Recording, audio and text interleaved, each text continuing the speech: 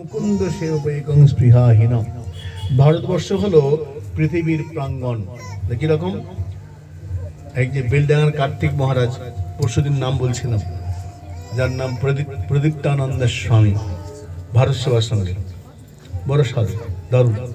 ওনার সঙ্গে অনেক জায়গায় গিয়েছি। তা কার্তিক মহারাজ একবার প্রশ্ন করা হলো যে সব ছেড়ে ভগবান বারবার ভারতবর্ষেই কেন আসেন?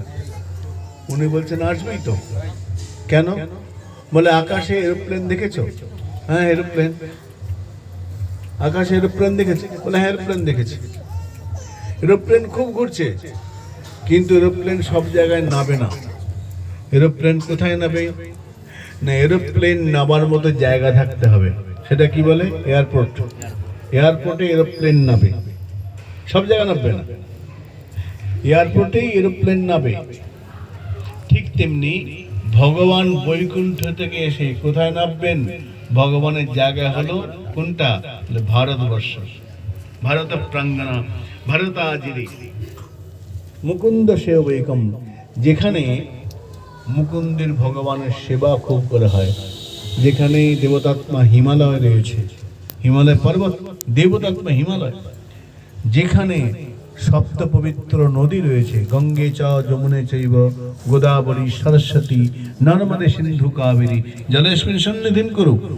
আর অন্য কোনো দেশে নেই এই এত পবিত্র নদী, এত পবিত্র হিমালয় পর্বত, আর অন্য কোথাও নেই। তাই ভগবান এইখানে আসেন, ভারতবর্ষের মাটিতে আসেন।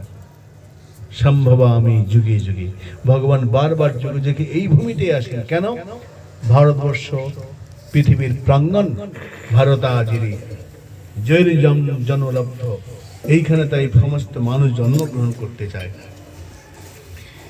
এইবার পরীক্ষিত বলছেন সুখদেব, সুখদেব বলছে হে মহারাজ পরীক্ষিত, তোমাকে আমি বললাম, এবার পঞ্চম স্কন্ধ একদম শেষে তোমাকে বলি, তুমি জিজ্ঞেস করেছো পৃথিবীর ভূগোলের কথা, ভূমণ্ডলের কথা।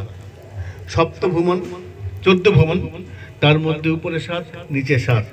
উপরে কি কি?